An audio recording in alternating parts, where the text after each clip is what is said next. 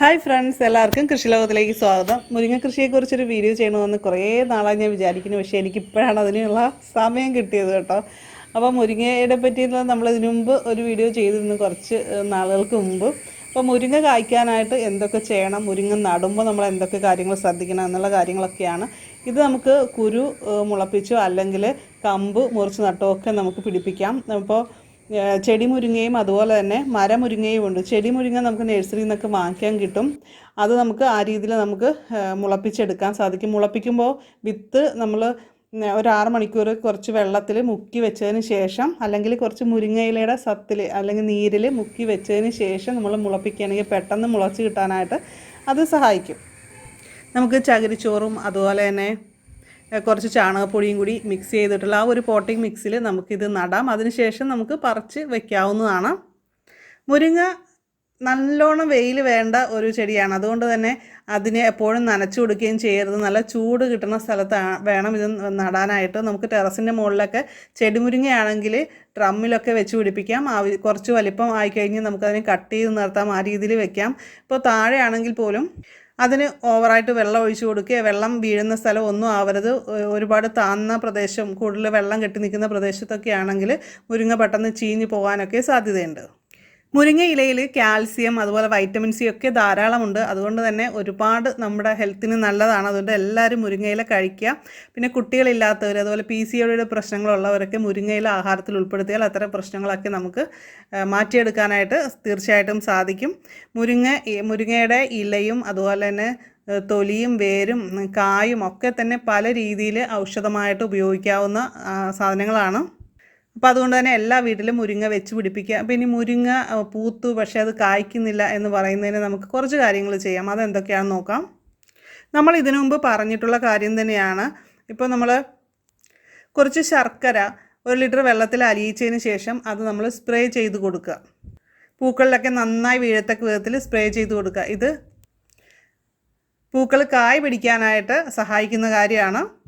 ഇപ്പോൾ കുറച്ച് പൂക്കളൊക്കെ കൊഴിഞ്ഞു പോയി കഴിഞ്ഞാൽ അത് നമുക്ക് മുട്ടയുമായിട്ട് ചേർത്ത് നല്ല ഒന്നാന്തരം തോരനൊക്കെ വയ്ക്കാം. നല്ല ടേസ്റ്റിയാണ്. അതുപോലെ പോഷക ഗുണമുള്ളതും കൂടിയാണ്. അതുപോലെ തന്നെ പൂക്കളുണ്ടാകുന്ന സമയത്ത് നമ്മൾ ഫിഷ് അമിനോ ആസിഡ്, നമ്മൾ ഇതിനു മുമ്പ് അതിൻ്റെ എല്ലാം റെസിപ്പി അതെങ്ങനെയാണ് ഉണ്ടാക്കുന്നതിൻ്റെ വീഡിയോ ഇട്ടിട്ടുണ്ട്. അപ്പോൾ കാണാത്തവർ താഴെ കമൻറ്റ് ചെയ്താൽ മതി. അപ്പോൾ ഫിഷ് അമിനോ ആസിഡോ അല്ലെങ്കിൽ എഗ് അമിനോ ആസിഡോ ഒക്കെ നമ്മൾ സ്പ്രേ ചെയ്ത് കൊടുക്കണം. അങ്ങനെ ചെയ്യുകയാണെങ്കിൽ കൂടുതൽ പൂക്കളും കായ്കളും ഒക്കെ ഉണ്ടാകാനായിട്ട് അത് ഹെൽപ്പ് ചെയ്യും. ഇപ്പോൾ അങ്ങനെ ഉണ്ടാകുന്നില്ല എന്ന് പറയുന്നവർ ചെയ്ത് നോക്കേണ്ട കാര്യങ്ങളാണ് കേട്ടോ ഇതൊക്കെ.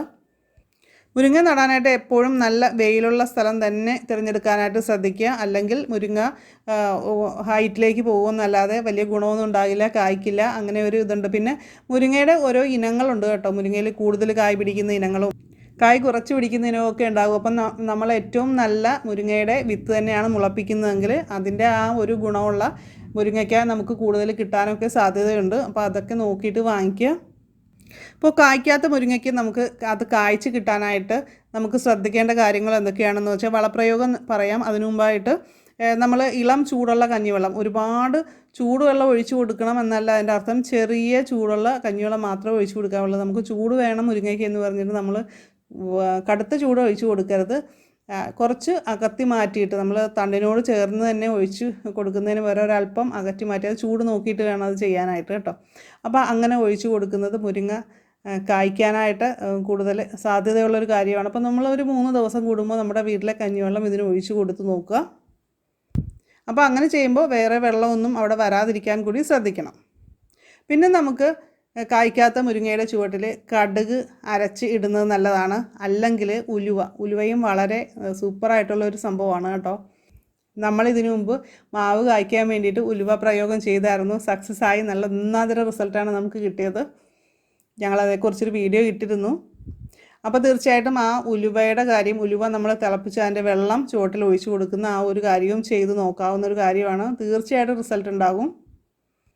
അതുപോലെ തന്നെ മുരിങ്ങയിലയുടെ ഒരു വലിയൊരു ഗുണമാണെന്ന് വെച്ചാൽ അത് ചെടി മറ്റു ചെടികൾ വളരാനായിട്ട് മുരിങ്ങയിലയുടെ നീര് നമുക്ക് ഉപയോഗിക്കാവുന്നതാണ്. മുരിങ്ങയില മിക്സിയിൽ അരച്ച് അതിൻ്റെ നീര് നമുക്ക് എടുത്തിട്ട് വെള്ളം ചേർത്ത് നേർപ്പിച്ച് നമുക്ക് പച്ചക്കറി വിളകളുടെയൊക്കെ ഇലകളിൽ നമുക്ക് തളിച്ചു കൊടുക്കാം. അത് ചെടി നന്നായിട്ട് ഗ്രോ ചെയ്യാനായിട്ട് സഹായിക്കുന്നൊരു കാര്യമാണ്. ഇതിൻ്റെ അകത്ത് അടങ്ങിയിരിക്കുന്ന ഒരു പ്രത്യേകതരം വളർച്ച ഹോർമോണാണ് അതിന് സഹായിക്കുന്നത്.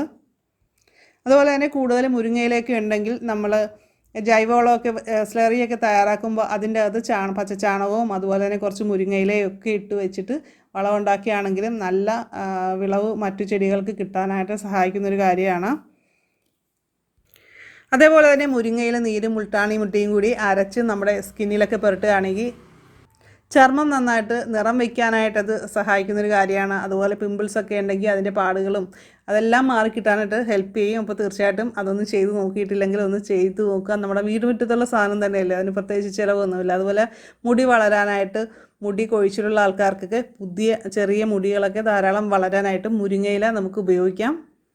അതെങ്ങനെയാണ് ഉപയോഗിക്കുന്നത് എന്നറിയണമെന്നുണ്ടെങ്കിൽ വീഡിയോയുടെ താഴെ കമൻറ്റ് ചെയ്താൽ മതി, ഞാൻ പറഞ്ഞുതരാം കേട്ടോ. അപ്പോൾ ഇന്നത്തെ വീഡിയോ ഇഷ്ടമായിട്ടുണ്ടെങ്കിൽ ലൈക്ക് ചെയ്യുക, നിങ്ങളുടെ ഫ്രണ്ട്സിനൊക്കെ മാക്സിമം ഷെയർ ചെയ്യുക, നമ്മുടെ ചാനൽ സബ്സ്ക്രൈബ് ചെയ്യാൻ അവരോടും കൂടി പറയുക. അപ്പോൾ നമുക്ക് മറ്റൊരു വീഡിയോയിൽ വീണ്ടും കാണാം. എല്ലാവർക്കും നല്ലൊരു ദിവസം ആശംസിക്കുന്നു. നന്ദി, നമസ്കാരം.